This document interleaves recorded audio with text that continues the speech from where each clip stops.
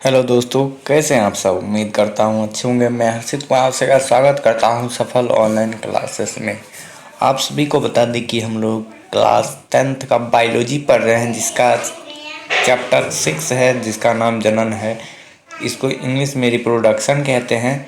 तो इसको हम पूरा जानने वाले हैं, जो कि जनन किसे कहते हैं या कितने प्रकार के होते हैं, पूरी जानकारी इस वीडियो में हम लेने वाले हैं। तो चलिए वीडियो को स्टार्ट करते हैं। उससे पहले आप हमारे चैनल पर नए हैं तो हमारे चैनल को सब्सक्राइब कर ले और इस वीडियो को लाइक कमेंट शेयर जरूर करें। तो आपका क्वेश्चन है पहला, जनन किसे कहते हैं, यह कितने प्रकार के होते हैं। आपका उत्तर होगा जीव जिस प्रकरण द्वारा अपनी संख्या में वृद्धि करते हैं उसे जनन कहते हैं। जनन दो प्रकार के होते हैं, लैंगिक जनन और लैंगिक जनन। लैंगिक जनन मतलब लैंगिक जनन पूछा जाएगा तो इसमें आपको बताना है, इस प्रकार के जनन में जीवों का सिर्फ एक वयस्क भाग लेते हैं। इसमें अंडाणु और शुक्राणु भाग नहीं लेते, जैसे अमीबा, पैरामीशियम, प्लाज्मोडियम, ईस्ट और हाइड्रा इत्यादि में जनन। उसके बाद है, आपसे पूछा जाए अलैंगिक जनन के प्रकार, विखंडन, मुकुलन, अपखंडन, कायिक प्रबंधन, बीजाणु जनन। इसका जो है उदाहरण है अमीबा, पैरामीशियम, यूग्लिना। मुकुलन में हाइड्रा, ईस्ट। अपखंडन में एस्पायरोगायरा, प्लेनेरिया। कायिक प्रबंधन में आलू, गुलाब, अंगूर। बीजाणु जनन में शैवाल, कवक। उसके बाद है अलैंगिक जनन की विशेषताएं। विशेषता में आपको बताना होगा, इसमें जीवों का सिर्फ एक वयस्क भाग ही भाग लेते हैं। इसमें युग्मक अर्थात शुक्राणु और अंडाणु कोई भी भाग नहीं लेते। सी होगा, इस प्रकार के जनन में या तो समसूत्री कोशिका विभाजन या असमसूत्री कोशिका विभाजन होता है। डी है, अलैंगिक जनन के बाद तो संतान पैदा होते हैं जो आनुवांशिक गुणों में ठीक जनकों के समान होते हैं। ई है, इस प्रकार के जनन से ज्यादा संख्या में एवं जल्दी से जीव अपनी संतानों की उत्पत्ति कर सकते हैं। एफ है, निम्न कोटि में के पौधे एवं जंतुओं में जिनके शरीर जटिल नहीं होते वह मुख्य रूप से इस विधि द्वारा संतानों की उत्पत्ति करते हैं। उसके बाद है, इसमें निषेचन की जरूरत नहीं पड़ती है क्योंकि इनमें युग्मकों का संलयन नहीं होता है। लैंगिक जनन किसे कहते हैं आपको पूछा जाएगा, आपको बताना है जनन की उस विधि जिसमें दो भिन्न लिंग अर्थात नर और मादा भाग लेते हैं लैंगिक जनन कहलाते हैं, जैसे मनुष्य, पशु एवं अन्य जीव। उसके बाद है, लिंग के आधार पर जीवों को बांटे। लिंग के आधार पर जीवों को दो भागों में बांटा गया है, अलैंगी, उभयलिंगी। इसके बाद हम लोग देखते हैं अलैंगी और द्विलिंगी। तो अलिंगी, एक लिंगी जीव वे होते हैं जिसमें नर और मादा लिंग अलग अलग जीवों में पाए जाते हैं, जैसे पपीता, तरबूज, मनुष्य, घोड़ा, बंदर, कबूतर, मछली और मेढक इत्यादि। द्विलिंगी जीव वे होते हैं जिसमें नर और मादा एक ही जीव में होते हैं, जैसे सरसों, केचुआ, कृमि, हाइड्रा, गुड़हल इत्यादि। अधिकांश पौधे में सामान्य तथा नर और मादा एक ही पुष्प में होते हैं, इसीलिए पौधे सामान्यतः द्विलिंगी या उभयलिंगी होते हैं कहलाते हैं। उसके बाद आपको बताना होगा, कुछ पॉइंट्स दिए गए हैं और यह जो चित्र दिया गया है आपको बनाना अच्छी तरह से आना चाहिए। तो यह बनाइएगा और इसके बारे में पूछा जाएगा वो लिखिएगा तो आपको 5 नंबर मिल सकते हैं। तो इसमें पॉइंट्स में पहला पॉइंट है, जो जीव केवल शुक्राणु उत्पन्न करते हैं नर कहलाते हैं, जो जीव केवल अंडाणु उत्पन्न करते हैं मादा जीव कहलाते हैं। आपसे पूछा जाएगा शुक्राणु कौन जीव उत्पन्न करता है तो आपको नर बोलना है। आपसे पूछा जाएगा अंडाणु कौन जीव उत्पन्न करता है? आपको मादा बोलना होगा। उसके बाद पौधे में जनन अंग पुष्प होते हैं। आपसे पूछा जाएगा पौधे में जनन अंग कौन होते हैं, तो आपको बताना होगा पुष्प। उसके बाद पुष्प का डंठल जिसकी सहायता से पुष्प पकड़ा जाता है उसे विरंत कहते हैं। जब पुष्प कोढ़ी अवस्था में होता है तो उसे सुरक्षा देने वाली पत्ती बाह्य दलपुंज कहलाती है। पुष्प जिसके ऊपर बैठा होता है उसे पुष्पासन या थैलमस कहते हैं। ये जो है यह थैलमस है और दलपुंज देख सकते हैं, दलपुंज ये वाला जो है ये दलपुंज है और डंठल ये हो गया डंठल और यह पुष्प पूरा पुष्प हो गया। उसके बाद है फूल की पंखुड़ी दलपुंज कहलाती है। किसी भी फूल का रंग दलपुंज का रंग ही होता है। पुष्प का नर भाग को पुंकेसर एवं मादा भाग स्त्री केसर कहलाता है। पराग कोश में परागकण पाए जाते हैं। अंडाशय वृत्तांग एवं वर्तिकाग्र पुष्प का मादा जनन अंग का भाग है। पुष्प में निषेचन की क्रिया अंडाशय में होती है। निषेचन के बाद अंडाशय फल और बीजांड बीज बनाता है। इसके बाद है परागन। आपसे पूछा जाएगा परागन किसे कहते हैं, यह कितने प्रकार के होते हैं, आपको बताना होगा।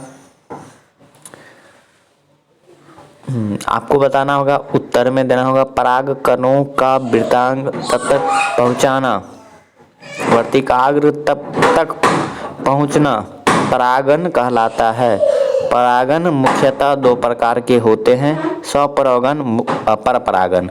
स्वपरागन जब एक ही पुष्प के परागन उसी पुष्प के वर्तिकाग्र तक पहुँचे या उसी पौधे के अन्य पुष्प के वर्तिकाग्र तक पहुँचे तो इसे स्वपरागन कहते हैं। परपरागन जब एक पुष्प का परागकण दूसरे पौधे के पुष्प के वृत्ताग्र तक पहुँचता है तो इसे परपरागन कहते हैं। पुष्पों में परपरागन अच्छा होता है। उसके बाद है आपसे पूछा जाएगा पौधे में निषेचन कैसे होता है, और यह जो है आपको बनाना सीख लेना है और यह बहुत काम देगा आपको। उसके बाद बोलना होगा आपको, इसका उत्तर देना होगा वर्तिकाग्र से परागकणों का उतरकर अंडाशय में अंडाणु से मिलकर निषेचन कहलाता है। मिलना निषेचन कहलाता है। एक परागकण एक अंडा से मिलकर भ्रूण बनाता है जबकि एक परागन दो अंडे से मिलकर बनाता है। भ्रूण को भोजन भ्रूणकोश से मिलता है। पुष्पों में परागन कीटों, पक्षियों, हवा, जानवर या मानव इत्यादि से होता है।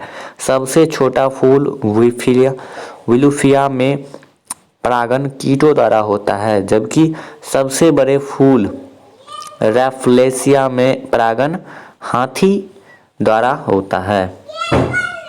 अब हम समझेंगे नर जनन अंग के बारे में और यह भी आपको बनाना सीख लेना है जिससे आपके 5 नंबर नहीं कटे।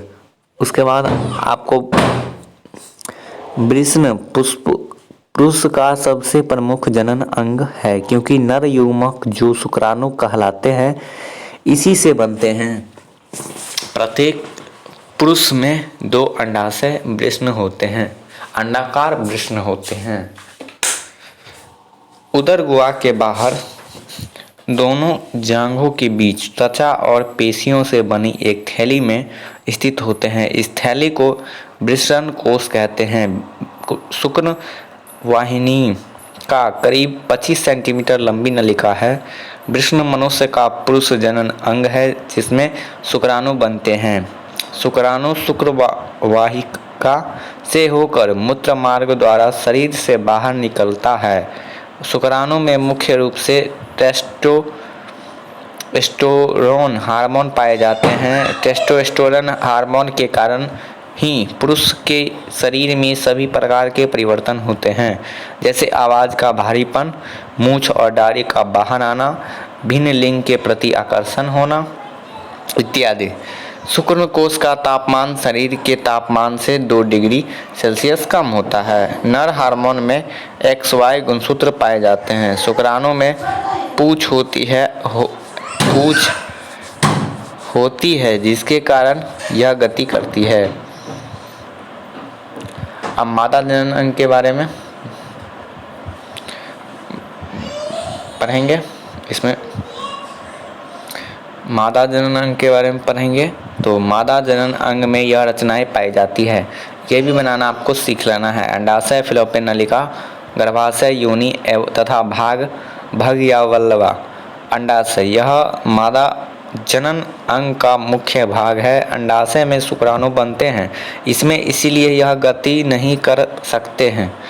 एस्ट्रोजन मादा लिंग हार्मोन है, इसी वजह से स्त्री के शरीर में सभी प्रकार के परिवर्तन होते हैं। मादा में 2 अंडाशय होते हैं, परंतु दोनों में एक साथ अंडाणु नहीं बनते हैं।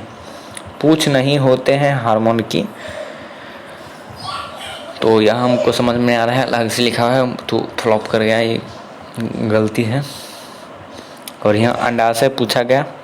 प्रत्येक स्त्री में एक जोड़ा अंडाशय पाए जाते हैं। अंडाशय उदर गुहा के निचले भाग में स्थित श्रेणी गुहा में पाए जाते हैं। प्रत्येक अंडाशय एक पतली पेरिटोनियम की झिल्ली के द्वारा उदर गुहा की पृष्ठ दीवार से जुड़ी होती है। प्रत्येक अंडाशय संयोजी ऊतक के एक आवरण ट्यूनिमा एल्ब्यूजिनिया से ढका होता है। इस आवरण के नीचे जनन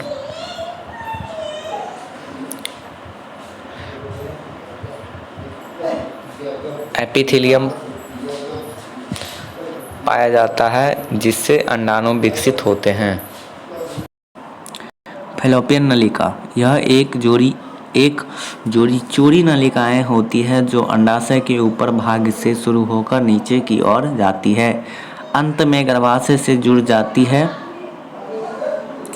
प्रत्येक फैलोपियन नलिका का शीर्ष भाग एक चौड़े कीप के समान होता है जो अंडाशय को फैलोपियन नलिका में प्रवेश करने में सहायता करते हैं। फैलोपियन नलिका के द्वारा अंडाशय गर्भाशय में पहुंचता है। गर्भाशय यह मोटी दीवार वाली पेशीय थैली के समान रचनाएं हैं जो मूत्राशय तथा मलाशय के बीच श्रेणी गुहा में स्थित होती है। यह लगभग त्रिकोण रचना है जिसकी ऊपरी भाग चौड़ा होता है। गर्भाशय की गुहा में भ्रूण का विकास होता है। इसकी गुहा सामान्य स्थिति में 4 से 8 सेंटीमीटर लंबी होती है, परंतु भ्रूण के विकास के समय यह बढ़ जाती है और पर्व के 8वें महीने में लगभग 18 से 20 सेंटीमीटर तक लंबी और तथा अंडाकार हो जाती है। उसके बाद योनि के बारे में हम लोग पढ़ेंगे। तो योनि के बारे में पढ़ेंगे हम लोग। योनि यह एक पेशीय नली के समान रचना है जो 7 से 10 सेंटीमीटर लंबी होती है। स्त्रियों में यौवनारंभ या प्यूबर्टी सामान्यतः 10 से 12 वर्ष की आयु में होती है। उसके निषेचन किसे कहते हैं? नर युग्मक शुक्राणु तथा मादा युग्मक अंडाणु का संयोजन या संयोग निषेचन कहलाता है। मासिक धर्म या राजोधर्म या मासिक स्राव किसे कहते हैं? आंतरिक जनन अंगों की में कुछ चक्रीय क्रियाएं होती है जिसे मासिक चक्र अथवा मासिक धर्म या राजोधर्म या मासिक स्राव कहते हैं। यह चक्र सामान्यतः 28 दिनों में होता है। अंडाणु 14वें दिन परिपक्व होकर अंडाशय से बाहर निकल जाता है। मादा में निषेचन की क्रिया फैलोपियन नलिका में होती है। निषेचन के बाद भ्रूण के बाद बच्चे का पूरा शरीर बनता है। माँ के पेट में बच्चे को भोजन गर्भ के प्लेसेंटा से मिलता है। उसके बाद है मनुष्य में निषेचन कैसे होता है? नर के शुक्राणु और मादा के अंडाणु आपस में मिलते हैं तो इसे निषेचन कहते हैं। जब एक शुक्राणु एक ही अंडाणु से मिलकर 2 भागों में विभाजित हो जाता है या एक शुक्राणु 2 अंडाणु से मिलकर अलग अलग युग्मनज बनाते हैं तो ऐसी स्थिति में जुड़वा संतान पैदा होते हैं। भ्रूण हत्या किसे कहते हैं? माँ के पेट में ही संतान को मार देना भ्रूण हत्या कहलाता है। यह भारत में गैरकानूनी है। ऐसा करने पर सजा का प्रावधान है। परिवार नियोजन से आप क्या समझते हैं? परिवार नियोजन से आप क्या समझते हैं? एक छोटा और स्वस्थ परिवार के बारे में नियोजन करना परिवार नियोजन कहलाता है। भारत सरकार का भी नारा है, हम दो और हमारे दो। उसके बाद है लैंगिक जनन रोगों के नाम लिखें। ये सब इम्पोर्टेंट है, पूरा जितना क्वेश्चन देख रहे हैं सब इम्पोर्टेंट है। उसके बाद एड्स, सिफिलिस, गनोरिया आदि लैंगिक संबंधित रोग हैं। लैंगिक जनन का क्या महत्व है? यह जनन की एक प्रमुख विधि है। दुनिया में अधिकांश जीव इसी विधि के द्वारा अपने जैसे संतान में वृद्धि करते हैं। स्वपरागन और परपरागन में अंतर लिखे। तो यह आप लिख लीजिएगा, धुंधला दिख रहा है तो हम बता दें। स्वपरागन और परपरागन, इसमें परागकण उसी फूल के या उसी पौधे के दूसरे फूल के स्त्री केसर के वर्तिकाग्र तक पहुंचती है।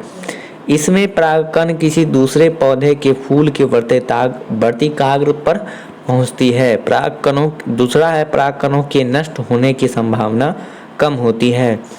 परागकणों के नष्ट होने की संभावना अधिक होती है। इस विधि द्वारा उत्पन्न बीज अधिक स्वस्थ नहीं होते हैं। इस विधि द्वारा उत्पन्न बीज अधिक स्वास्थ्य होते हैं। इसमें नई जातियां उत्पन्न नहीं होती, इसमें नई जातियां उत्पन्न होती है। तो इस वीडियो में इतना ही, मिलते हैं नेक्स्ट वीडियो में। तब तक के लिए आप हमारे चैनल को सब्सक्राइब कर लें और मिलते हैं हम लोग अब नेक्स्ट चैप्टर में। तो धन्यवाद, राधे राधे, मिलते हैं नेक्स्ट वीडियो में।